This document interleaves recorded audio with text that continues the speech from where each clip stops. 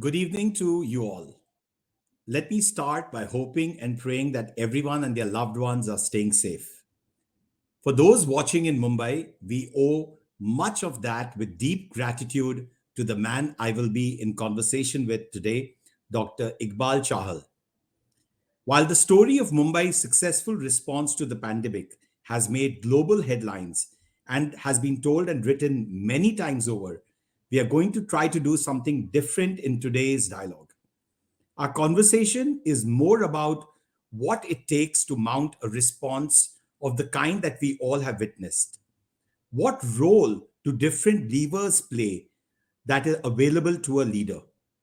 We will try to dig a bit deeper and see how a leader can step back when facing a raging storm and think about planning a response. What role can data, technology, organizational design, and getting different stakeholders together play in making things possible? Finally, we will try to probe how does a leader like him handle the own human side of all of this through a crisis like this. With that, let us straight dive into the conversation with Dr. Iqbal Chahal, the Honorable Municipal Commissioner of Greater Mumbai.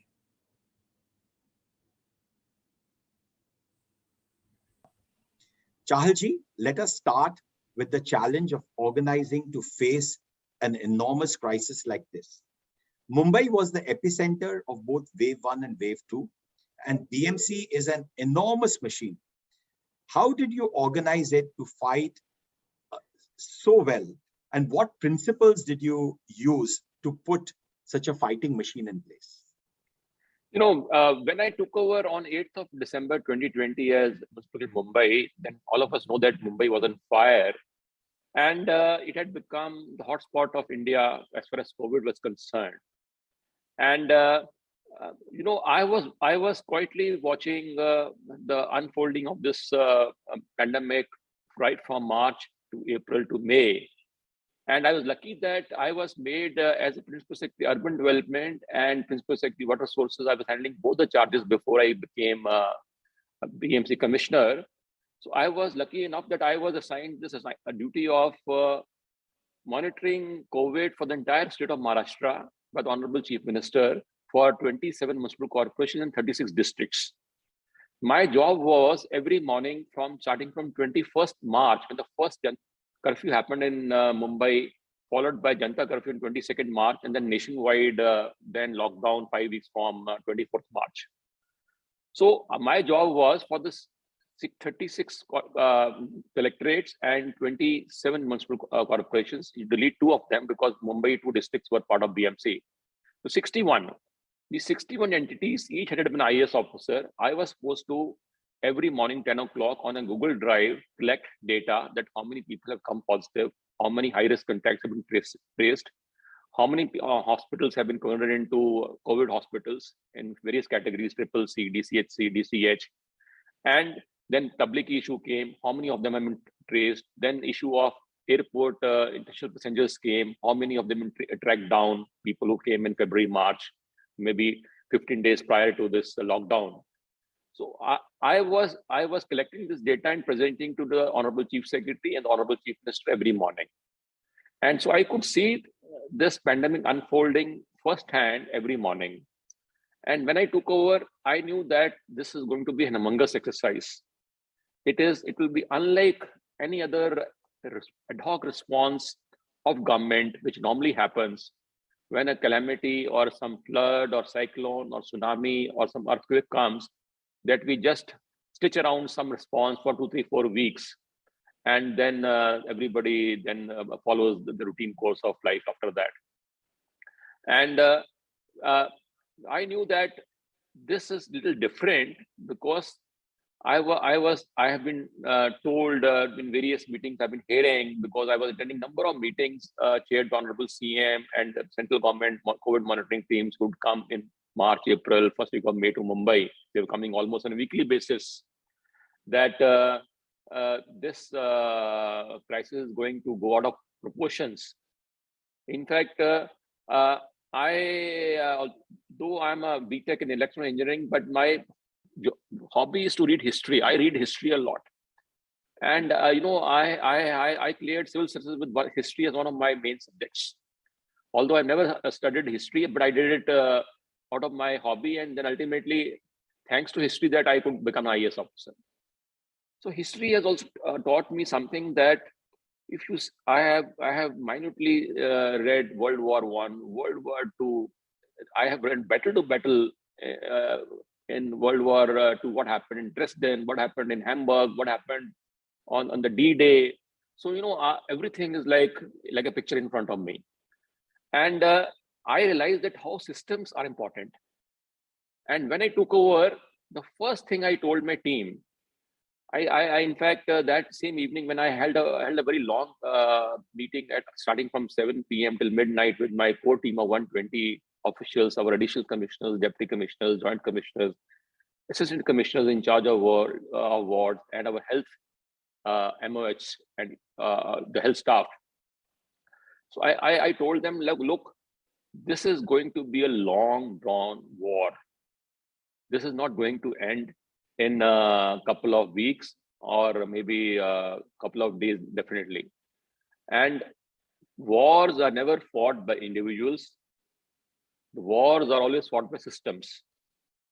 Being an army officer's son, I have been seeing this. And when 71 war happened, I was 5 years old and we were in Pathankot.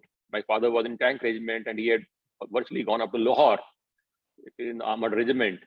And every time the radars would start moving, my mother would took me in bunkers, L-shaped bunkers in our bungalows in Pathankot. We were just few kilometers from Pakistan border. But there also, as a child, I've been seeing that how systems are working. It was system which was fighting the war, not the individual. The individuals will only fine-tune the systems. But ultimately, systems were winning the war for the country. So I told my team, I said, unless we have systems, unless we have systems on autopilots, we won't be able to give very effective response. And secondly, I am a great believer in decentralization. If you see in when water sources also, I would trust a lot my engineers, our lower team. So here also I knew that Mumbai is like a small country in itself. And we have citizens of Mumbai who belong to every nook and part of the country. It's like a mini India. And it is just not possible that from one traditional control room in BMC headquarters that you can manage this 16 million people. And when each human soul is threatened by this virus. So the second mantra was that we should immediately go for decentralization. And that is how our concept of war rooms emerged within a fortnight of my joining. And we said, let us split Mumbai into 24 Mumbais. Each ward has a ward managed by ward officer, who's assistant commissioner rank. And this institution is so mature for the last 140 years that our ward officer, I will always say they're like mini secretariats of Northern India concept of Chandigarh and all. We have mini secretariats in. So this is each ward is a mini secretariat. And Mumbai must fight this 24 battles independently. So this two basic decisions. That first is to take the battle to ward level. And secondly, to create systems on autopilots. We created 28 systems under Mumbai model, each working on autopilot, whether it was the ambulances working on Uber platform, whether it was Project Victory for dialysis patients who would need once they became COVID positive, to automatically take care of the dialysis needs on isolation beds with the help of IIT Mumbai. Or we had 186 hospitals, 144 private and 42 MCGM hospitals and state government hospitals like JJ Grant Medical College, all working on single real-time integrated dashboard of bed allotment. Then next was our system that crematoriums throughout, you see our second wave, third wave, you never find even a single picture, forget about a video on a social video, where Mumbai would have had dead bodies piled up waiting for cremation. We had 47 crematoriums, and all were on IIT prepared dashboard, and each we could have online booking for every cremation. They're sequentially arranged and well spaced, and with total privacy to the relatives. So even the crematoriums are working on autopilot now. So similarly, we created a system to we were the only one city in the world, even now also. I repeat, we're the only one city in the world. Nobody has even copied us since 8th of June, 2020. Almost now 18, 19 months since then. That we are the only one city in the world where a positive test report of a COVID patient does not travel from the testing lab to the patient directly in form of email or SMS or a hard copy. All these positive reports have to come at midnight in a single line list software to BMC control room at 12 midnight. And now, when we started getting many cases in third wave, we got 21,400 cases. We started getting two line lists, one at midnight, one at 6 a.m. All swabs taken till 2 p.m. The reports shall come in single line list online at midnight, and swabs taken between 2 p.m. and 10 p.m. they must come at 6 a.m. And 8 a.m. then the ward war room start announcing 240 dashboards.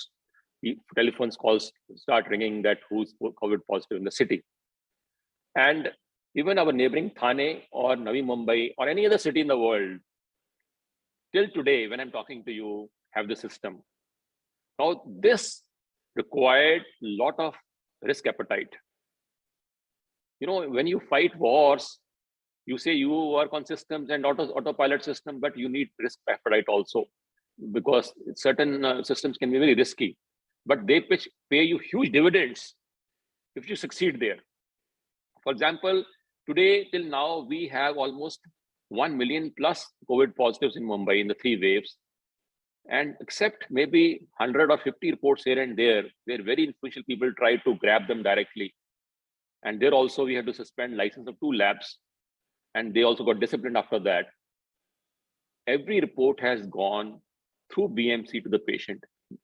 No, it has not traveled directly from the lab to the patient.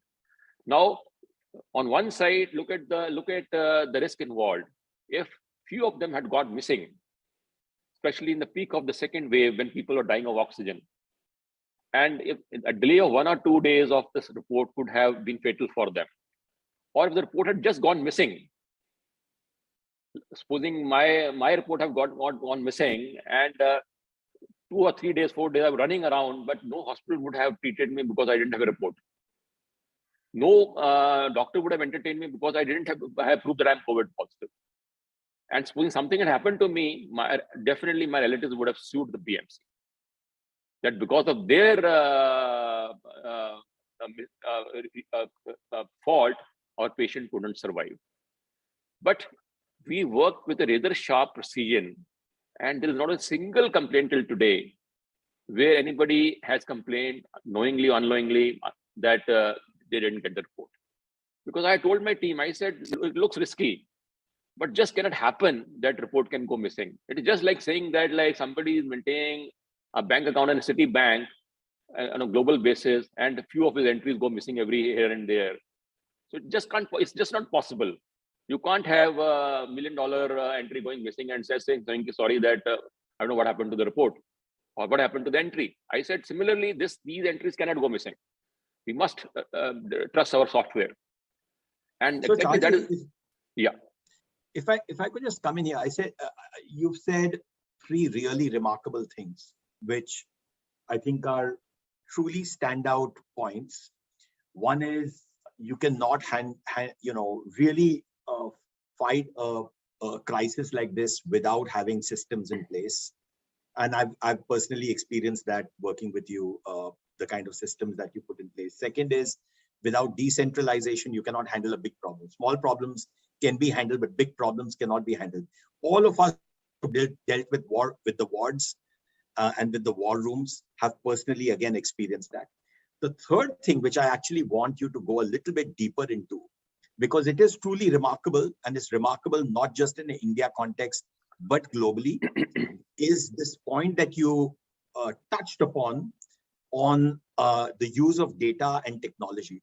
Now, you know, the use of dashboards, the use of war rooms, I mean, that's truly something differentiated and remarkable, and something that I think, you know, your team should feel really proud of. I mean, and I think it's not just simply you know, the dashboards and the platforms. I mean, the Sero survey that you did actually became a benchmark, and CNN and New York Times and BBC and everyone talked about it, and how that was used by, you know, then became actually popular. Other cities have emulated it. What it'd be really useful to get us to think, and you pointed out that these were risky things to do. Many of the platforms you put in place were risky, things could go wrong. In the middle of a pandemic, when it's easy to take the low risk option, what encouraged you to take the high risk option? And how did you, it's like flying a plane and trying to change its engine. What encouraged you to take these high risk decisions? And how did you actually take some of these and, you know, plow ahead in the middle of a pandemic? You know what happened, that when I took over, the biggest challenge which happened to me, and it made me sleepless. So those 8th of May till about 25th May, the fortnight was one of the worst nightmares of my entire lifetime. What was happening that at around evening 7 p.m., this 1,000-odd names would come positive, and labs would simply slap through SMS or email to people that you're COVID positive, full stop, nothing beyond that. And then these 1,000-odd people would generate 8 to 10 calls each, seeking a hospital bed through their friends in politics, in IAS officers, or rich industrialists, or influential people, or MLAs, asking for beds. And these 1,000 people would generate 10,000 phone calls between 7 p.m. and 9 p.m. And the poor 30-room control room collapse. And then electronic media will take over, saying that there are no beds available in Mumbai. People are dying. People are piling up on the verandas of hospitals. They're lying on the floors, and there is no bed available. And moment electronic channels will take over, then government every day will take over. And they will start ringing us up, what's wrong with Mumbai? So I told my team, look, number one, this system of sharing reports directly between the labs and the patient, it creates a lot of panic and chaos in the market. So this panic and chaos is avoidable, provided people don't get these reports directly. Now, that was the driving force behind me to take this decision. I said either I allow that chaos to continue, or I take some risk and get rid of that chaos. So that was the prime mover for me when I suddenly said, let us stop giving reports to people. We collected, and we said, in fact, that day I said, we already started launching Chase the Virus policy, which was very aggressive. In fact, we have a corporate over that. When we entered the slums, we entered the toilets, we entered the homes, we started lifting people, moving them into hotels. We moved 1.5 lakh people in 6 weeks from slums to 211 hotels, and we disconnected them from the virus environment. We started sanitizing public toilets 5 times in a day. Commissioner would go and sit on the last seat for a couple of minutes inside the toilet to ensure and to allay the fear that there's nothing to worry if you have to take precautions. So that time, immediately when we announced the Chase the Virus policy on 8th of May, the day I joined, on this around 25th May, we announced the policy of Chase the Patient. And we did a strategy to chase the patient. I said, we'll chase the patient right from this test report to putting him in the hospital bed. Everything we'll do ourselves. We'll do nothing to the patient, and we'll do nothing to the civil society to complain. So that is how ward rooms are coming up that time. Then dashboards were coming up that time. Then private hospital was getting roped in that time. Then ambulance Uber platform was coming at that time. On 8th of June, you launched this. And then at midnight, you get this line list. 8 o'clock, the software takes care of the line list. Then at 8 o'clock in the morning, the ward war rooms, 240 doctors and 240 dashboards in 3 shifts, 720 doctors. There's 1,000 young boys and girls, medical interns from various medical colleges in Maharashtra. They were pulled in there. They would start ringing up the patient and start announcing them that you are COVID positive. People would like to be home quarantined. They were told that we'll call you 5 times in a day if you're asymptomatic and we'll take care of you. People who needed bed, the ambulances would start moving. We had parked 10 ambulances, 240 round the clock in all ward war rooms with medical teams. They would visit the patient's residence and check his medical condition, decide the category of bed he's entitled to as per his medical condition, and same ambulance will put him on the hospital bed where the bed is allotted on the dashboard. So this strategy of chasing the patient right from his test report up to putting him in the hospital bed, and then in like military terms, we say this patient is now disposed of by putting him on such a hospital bed. So this strategy was also very unique to Mumbai, and this was part and parcel of the strategy or that risky decision where we made panic and chaos history in Mumbai after that. In fact, I'll give one more example of risk appetite. What happened on the 1st of April 2021, the government of Maharashtra invited a tender to buy 56,000 vials of remdesivir. Those days, remdesivir was like much sought after. Remember, in places in many parts of India, one remdesivir was sold for 35,000 rupees, one vial. And people will fly down from Delhi by air, collect 4 or 5 pieces of remdesivir from me and go back to AIIMS in Delhi because it is not available in Delhi. And I had 200,000 vials lying with me. Now, how did it happen? When on the 1st of April, government of Maharashtra issued a tender, they got it for 400 rupees a vial. And after 3 days, when the EMC tender got opened, the rate was 1,600 rupees. It was 400% of that. And mine was Mylan Company of US, and that was Cipla. Now, I rang up this MD of Mylan Company in Bangalore. I said, look, sir, there's going to be serious order objections if I buy something at 400% of what my government is buying 3 days back. So can you reduce the price? He said, Mr. Chahal, it was 4 p.m. that time. He said, Mr. Chahal, if you don't give us work order by 6 p.m. in next 2 hours, from tomorrow morning, we won't be able to promise even you one vial. Now it is up to you whether you want to give a work order or not. The entire department, my chief finance officer, my additional commissioner written that it will call for a serious problem if we go ahead with this work order. You know, that day I had 21,000 patients lying in hospitals waiting for remdesivir. So I wrote on the file, in the next 3 or 4 minutes, I said it is now choice of saving human lives and facing inquiries of and ordered objections in due course of time. So I said it is bullet to bitten. So I'm ready to bite this bullet, and I'm going to place this work order at this 1,600 rupees per vial for 2 lakh vials. So I signed it, and from my own WhatsApp, from my mobile phone, I sent him a work order. I didn't even bother that tomorrow the inquiry officer can pin me down that what was the need for you to send work order to a company from your own WhatsApp phone. At 4:20, the WhatsApp was sent of the work order to Bangalore. And around 6 o'clock, the MD rang me. He said, sir, you have shown a lot of guts and courage.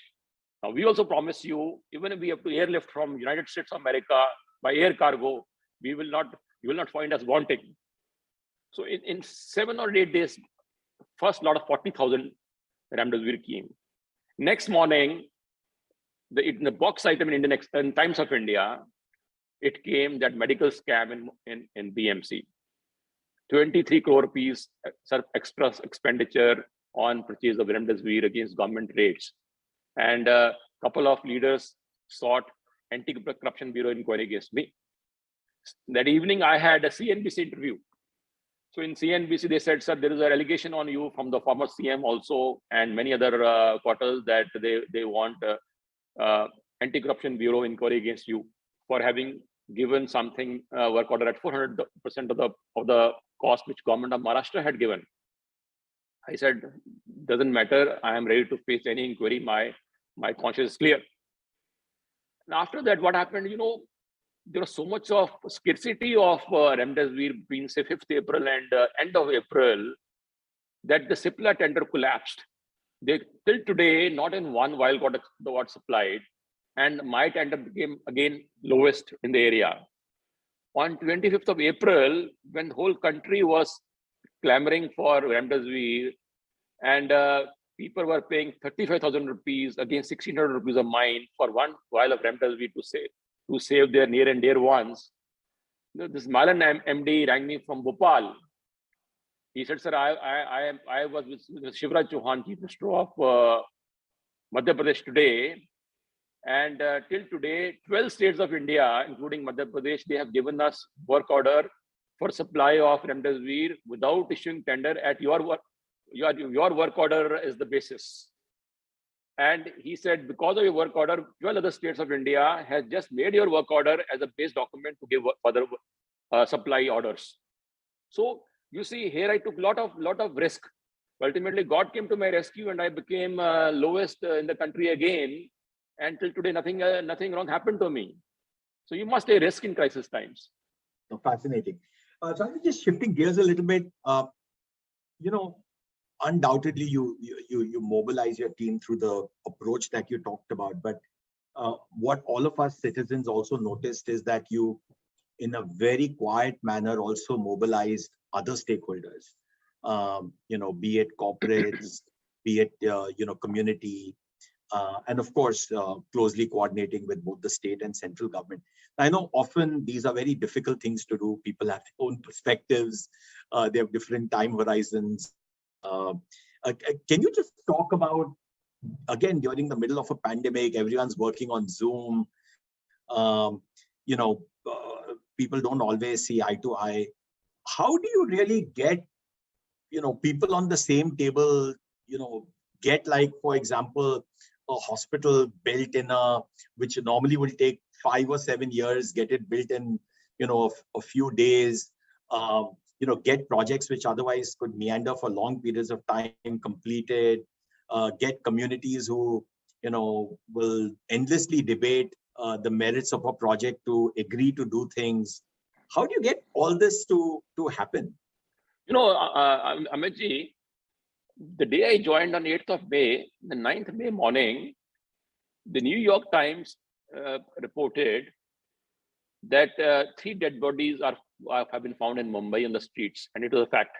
One in Dadar, one in auto rickshaw, and one on the Dharavi road divider. And the CNN correspondent called me. She said that your health system has collapsed, and people are dying on the roads. And we assume that in the days to come, there will be many such more bodies on the roads. I felt very bad and very hurt with this kind of allegation.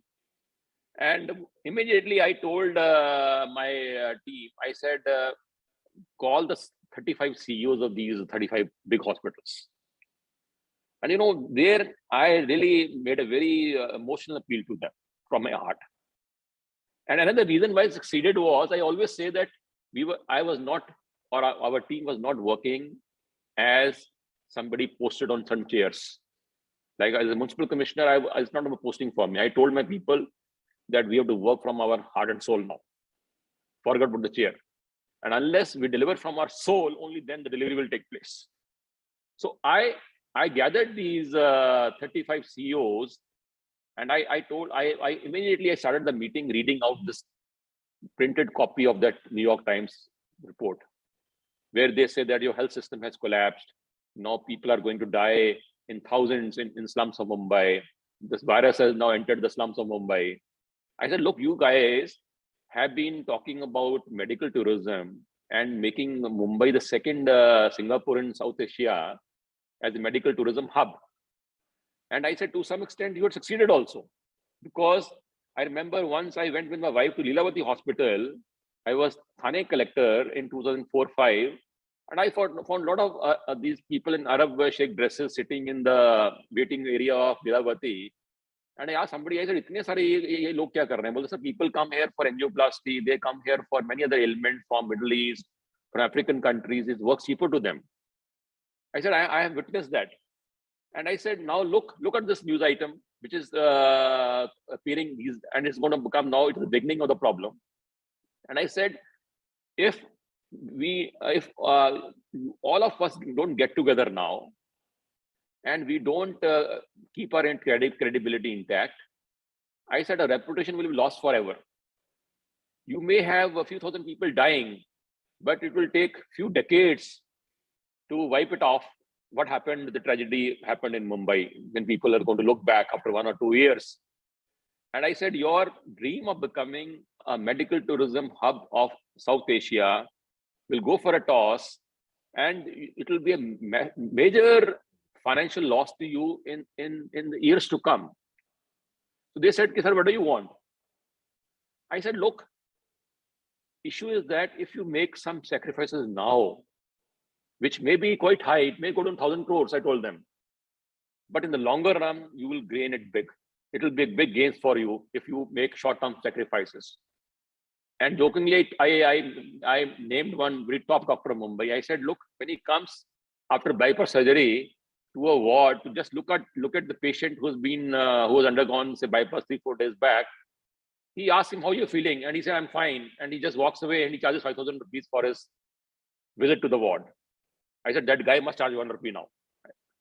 I named him. I said, let him charge 1 rupee now and do charity. He cannot charge 5,000 rupees in these circumstances.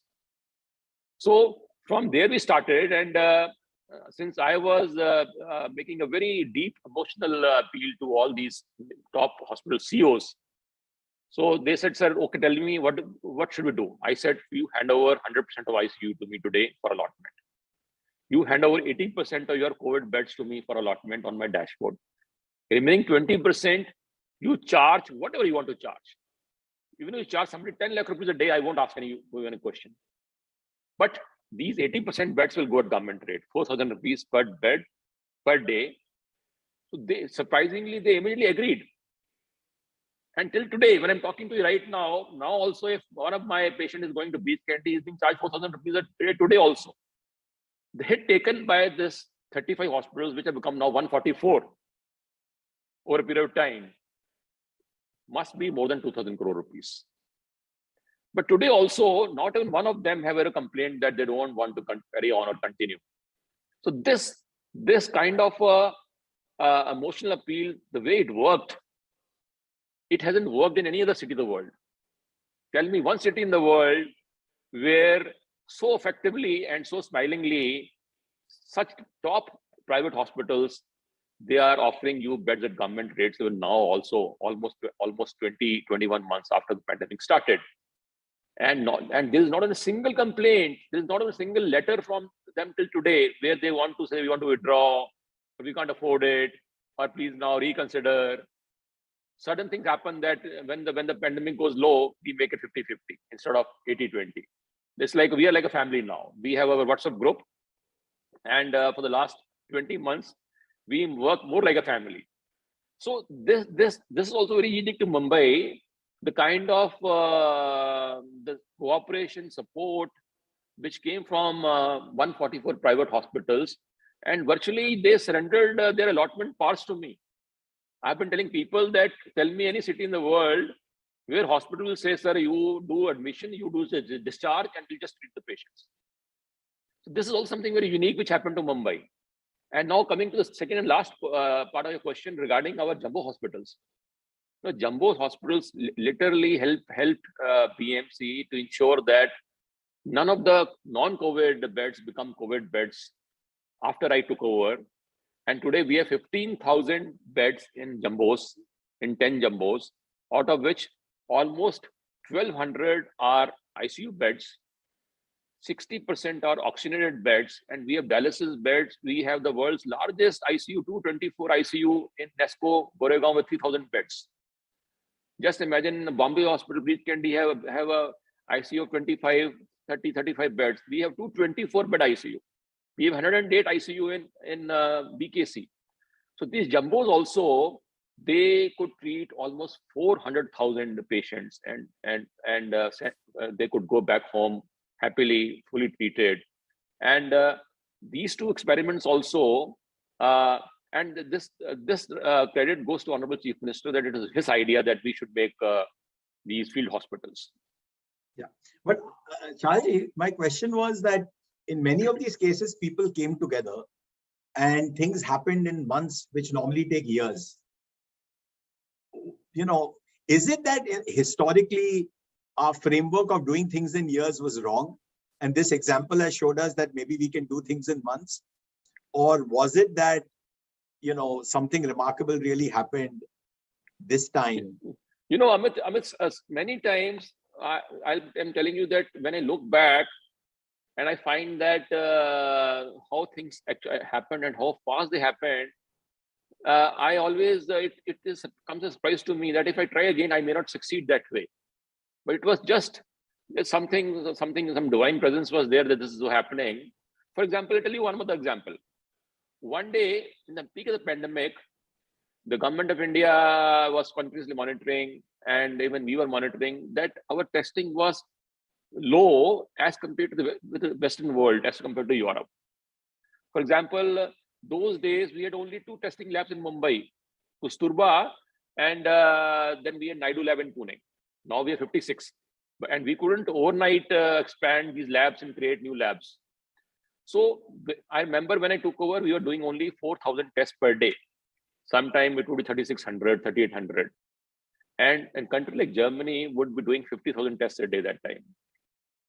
Naturally, this virus is not going to wait for the test to happen. If you don't test somebody, he is going to get affected and die. That was happening in Dharavi. 300 people were coming positive every day, and people would simply start running towards Sion Hospital and lie in the verandas there that we are unwell, we have not been tested. And like I said, one person, while moving from Dharavi to Sion Hospital, he died on the road divider, gasping for breath. So no, sitting, and my idea struck me. I said, those days we had 7 jumbos. I said, let us reserve 2,000 beds in the 7 jumbos, maybe like 250, 300 beds in every jumbo, and call them as walk-in beds. And all this 2,000 beds has to be oxygenated beds. I mean, this happened in 1 hour. So I said, these 2,000 beds will be known as suspected beds. And depending upon which, because the first wave was 95% slums only.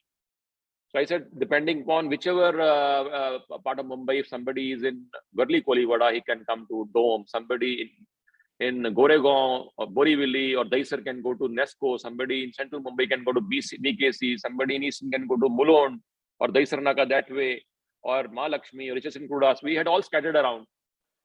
And we made a aggressive publicity through our ward war rooms and electronic medium, that anybody feeling unwell, whether his swab is taken or not taken, whether his swab is taken and is waiting for the result to come, and he's feeling uneasy, breathless, he can take auto rickshaw, he can walk down, he can take an ambulance, he can take a bus, whatever. He should reach the nearest jumbo. The deans in the jumbos are told that they will be welcome there, and there will be no question asked whether they have taken test or not. They will be immediately put on oxygen, stabilized, and then test should take place there. If they found positive, they should move to COVID ward. If they're negative, they should be stabilized and sent back home after 2 or 3 days. Somebody maybe asthmatic or something like that. You know, Amit, 24,000 people came on these suspected beds, out of which 22,500 were found COVID positive. And virtually we saved all of them. That's now, those days, in a positivity ratio of 1 to 10%, to detect this 22,500 people, we would have to do 200,000 tests. Only then 20,000 would have been found positive, or 200,000. So with a simple idea, which was implemented in 1 hour's time, we could indirectly, de facto, do 200,000 plus testing. That's brilliant. And that led to crashing down of the mortality rate in Mumbai. Tell me one city in the world where this suspected bed category exists, we have today also. Even today, when I'm talking to you, we have 100, 150 people lying there on those beds. They simply go there, they say that we are not feeling well, you go on the suspected bed. Terrific. Not even one city in India has copied, because to create such large pool of suspected beds, first of all, you need to have surplus beds with you. And you can't have 2,000 surplus beds unless you have jumbos. Unless and I'm afraid, and I'm afraid that really amazing. And I'm afraid that rest of the country, they made COVID care centers. They didn't create jumbo hospitals with ICUs. They didn't create the jumbo hospital with oxygenated beds. They didn't create jumbos with dialysis beds. Yeah, terrific. Chalji, I want to move to the next section of our conversation where, I want to call this the reimagination of Mumbai's future. I mean, hopefully we'll see the back of this pandemic during this year. And if we do, I think leaders like you really need to, reflect upon and guide society on what lessons have really been learned from all of this and where do we really go from here. So let me start with the issue of making sure that we think about, how this city is going to be more livable in the future. How are we better prepared to deal with this, with crises like this from time to time? Now, we know that COVID spread because our city, particularly our slums, were poorly planned for decades. On the other hand, we were really fortunate to have public hospitals that you spoke about anchor the health response along with the private hospitals that you galvanized. But we need to think about how we're going to upgrade these, make better investments in both the human resources and the equipment in them. So just taking a step back, what do you think are some of the key lessons learned from an urban planning perspective, from an investment in healthcare systems to deal with not just pandemics, but in all kind of crises, particularly climate change? I mean, once you have mind share to focus on other issues, what do you think could be the big decisions that a leader, the CEO of Mumbai can take going forward? First, the most important thing is you must have a vision. And then once you have vision, then the vision has to be backed by the complete action plan in black and white. And once you have an action plan, then you must have a regular follow-up and implement an action plan. These three things must go hand in hand. So, for example, in climate action plan, we started 1 year back. And we were the first city in the country to have this MCAP, Mumbai Climate Action Plan, which Honorable Aditya sir presented at Glasgow also, and we did get some accolades and reward for that. Number one, we said that there has to be a lot of actionable points in the climate action plan, because mere talk or discussion cannot just take us forward. For example, we decided to immediately start desalination plants in Mumbai. And now we have come to a stage, pre-feasibility is done, feasibility is done. In July, we are coming with tendering. Actual construction will start in Manori. Then we took a very bold decision that there is no point cutting down 5 lakh trees in Thane area to build a Gargai Dam and lay pipelines for 120 kilometers and get water into Mumbai city for the future demands. It is better that we create huge STPs, sewage treatment plants, 7 of them at a cost of 20,000 crores, and convert the entire Mumbai sewage water into a potable level, the way Singapore is doing it. So we floated 7 bids, and we invited the top 4 best players in the world: the MEM Star of Singapore, the Suez of France, the Xylem of USA, and these are top 4 companies who are masters in the field, and put together they have built up hundreds of such plants all over worldwide. So we are now at a work order level of building 7 STP sewage treatment plants, huge, each about 3,000 crore rupees, to recycle this water into tertiary level, and ultimately the desalination and sewage treatment plant treated water, this should augment and take care of our future needs of water till 2060.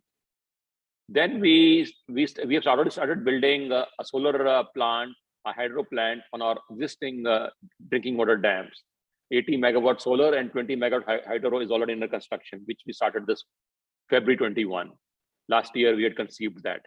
So on Middle Veterna, which supplies drinking water to Mumbai, it will have 100 megawatt of solar and hydro generation also. Then we immediately took a very bold decision that BEST has a 3,500 bus fleet. So in one single day, in the month of September, we ordered 1,900 buses, electric buses on one single day, which are going to join our fleet this year, and all 1,900 will be in place by March 23, in next 15 months time. And by 25th March 25, we'll have 100% conversion of BEST buses from the existing diesel to all electric only.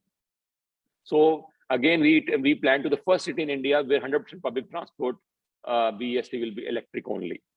So this is how I would say that then Aditya sir took a decision that almost 600 hectares of RA would be developed, would be designated as reserve forest. Once it is a reserve forest, then no further discussion. What can be done, what can't be done there. It will be a green cover forever.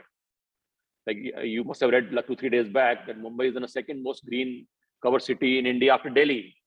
And the way things are going on, I'm sure we are going to overtake them also.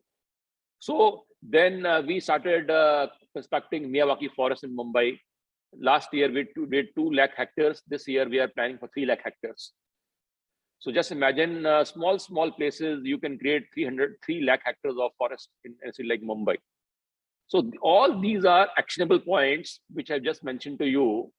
And I'm sure they will play a significant role in mitigating climate change initiatives in Mumbai. And next is that now we are partnering with a lot of these radio channels, and we have already signed an MOU with the Radio Mirchi to make also people aware of climate change, and we should bombard them time and again with information and steps we need to take for climate change. So this is how you must have vision, you must have actionable plan, and then you must implement the plan. And I can assure you that you will not find us lagging anywhere as far as this plan is concerned, for an example. Yeah, no, I think, you know, the measures you outlined, particularly on innovation, be it the sewage treatment plants, the Miyawaki forests, all the other measures are really welcome. I think the move to an electric fleet of BEST buses is again a phenomenal move. So kudos to you for that. Chalji, I have one last question for you, and it's a personal question. The pandemic has been really difficult for pretty much all of us at the individual level. We've never experienced anything like this in our lives. It's brought a lot of anxiety for family members, for ourselves. And in your case, it has thrust incredible amount of responsibility of 16 million people on your shoulders. Would be great for us to hear from you on how did you manage to bear that responsibility, and what kept your chin up and your shoulders broad? I give always like to give a lot of credit to my Honorable Chief Minister Uddhav Thackeray sir. When I took over, he's such a great statesman. Like, I have worked under a number of chief ministers in the last 33 years of my service. And I recollect that I have worked under very eminent people like Devendra Fadnavis sir, whom I rate as a top-class chief minister. And equally top-class has been our present chief minister, Uddhav Thackeray. He doesn't interfere much. He gives you much more independence and freedom and liberty to operate, which really is a very welcome thing for a bureaucrat, because then you can really sky's the limit the way you perform. And one of the reasons for success of Mumbai model is his support, his broad support, and then a lot of elbow space given to you to perform.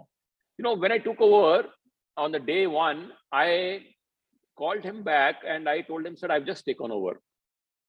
No, he made a statement which hit my soul like a bullet. He said, look, Chahal, I had a lot of people were having a lot of debate whether to change the commissioner or not. And he's a very forthcoming, he's a very frank person. He doesn't mince his words. He says whatever he means. He said, look, people told me that you are too junior. People showed me civil list that you are number 333 on the civil list. There are 32 other IAS officers sitting in Mantralaya was senior to you. And the BMC has to be somebody who's waiting in the wings to become chief secretary. He has to be number 2, number 3 in the seniority. But still, he said, I decided to put you there. And I decided to put you there because a certain section of people also told me that you have delivered in the past and you can deliver now also. And but he said, remember one thing. He said, look, I am changing in general in the middle of the war. And a lot of people say that generals are not changed during the war. They are changed either before the war begins or after the war is lost. But he said, look, I have taken a very risky decision. He said, remember that if you succeed, the success will be all yours. But if you fail, the failure will be all mine. He said, let me explain to you how. He said, if you fail, whole world is going to criticize me that I was immature. I was not mature enough. I took a wrong decision and I shouldn't have changed the commissioner, and I'll have to bear all the flack that because of my wrong decision making, you have failed. But he said, if you succeed, everybody will say that Chahal has succeeded. And he said, now I leave it to you whether you want to succeed or not. You know, I put the phone down and for a few seconds, 30, 40 seconds, I closed my eyes. I said, look, what a kind of trust this man has placed in me. And I in fact, I took a vow. I told my heart and soul, I said, mar bhi jaunga na, so I have to perform. Even at the cost of my life, I am going to deliver. Even if there's an element of risk to me, I won't care. I should be prepared for that also now. And that is how in 16 hours, I was roaming around in Dharavi and ICUs of our hospital, spending time with people there. And the thought of dying never came to me after that. So this is something very important which I must share with you. What a wonderful anecdote, Chahaji. What a wonderful anecdote. Yeah. And that really hit my soul, and I really performed from my soul.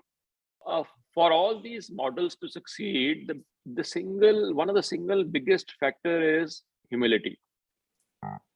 When you are dealing with such learned doctors who are world famous, like Dr. Dharavi, Dr. Shank Joshi, or you are talking to your deans who were like Dr. Lahane, who was dean of JJ, and he's a Padma Shri, and his name is in Guinness Book of World Records for highest number of cataract surgeries in the world. Or my own deans of KM, Nair, Sain, who got half a dozen degrees with them. Unless the leader of the team is extra humble, unless you respect them, you go to an extra mile to respect them, these models are just not, you can't succeed. And the kind of dividends you get by being humble, I have experienced this firsthand, whether it's private hospitals, whether it's my own doctors, whether it is politicians, whether it is my own team members, whether my colleague IAS officers or other my ward officers. The moment I am humble and polite to them, their response is totally different. So in such crisis time, the humility of leadership is paramount to the success of any such venture. Dr. Chahal, I have one question of you. How do you manage yourself? I know that you're a long distance runner, for instance, and this is something I'm really, really curious about. I know that people crumble under pressure and cannot take time out. How do you manage yourself? How do you just take time out for something like this, which I know is extremely grueling? Just when I'm sitting, you can see that just behind me, there is a screen is there. Some boxes are there, you see there. Can you see it? Yes. Yes. The screen. Between 7th of November 2020 and 30th of October 2021, in this 52 weeks, on Saturdays and Sundays, I did 52 half marathons non-stop. And I had a zero gap in the 52 weeks. I invite you to my office to see this wall, which I especially created. And it runs on 52 successive Saturdays. And there's a screenshot of treadmill, 21-kilometer run non-stop every time. So in 52 weeks, I could do 52 half marathons. And I think that is what keeps me going. I think we should end this conversation on a high note. I hope and pray for your good health and for your continued success. You have a lot of good work to do for all of us Mumbaikars and also for all of us Indians. You've set a template for not just how to handle the crisis, but also importantly, how to think about things from a systems perspective. I've seen and tried to build a template around the work that you and I did in water, and we are trying to build that into a movement. But I think this thinking that you bring on how to tackle problems needs to be taken beyond just Mumbai and other cities and indeed other states. May God bless you and thank you very much. Thank you so much. Thank you, Amit. Thank you very much. Thank you. And what a story. One thing, I'm going to take some time to think about all those things that came up. What do you think? Yeah, well, my last thought is that, I thought I was a runner, but clearly not. I have a long way to go to run 52 marathons and 50 half marathons in 52 weeks. I think that's pretty commendable. Oh. But two things, Kavi, as I was listening to Iqbal here, I think one that stays with me is this whole idea of decentralization and empowering other teams, right? So I loved the way he spoke about, yes, it was one Mumbai, but then the minute you start to centralize and fight the battle alone and take every damn decision alone, it feels like a mammoth task. If you just divide it into very many different decision-making hubs, all of a sudden it doesn't feel as big and as daunting as it otherwise would. So I think that I thought was a very, right at the onset, a very clever way to just tackle not just the pandemic, but any form of progress and growth and, dealing with all the social and economical issues that we have in our country. The second one, and then I'll pause there. I'm sure, you have your own thoughts as well. But I thought the second story that is fascinating, and I'm surely going to repeat that in different audiences, is around, how he said, I called upon, I think, 35 hospitals, he said, and all the CEOs of these big hospitals to say, let's think about what's in it for you. So don't do charity. Of course, you're a for-profit business. You are here to make money.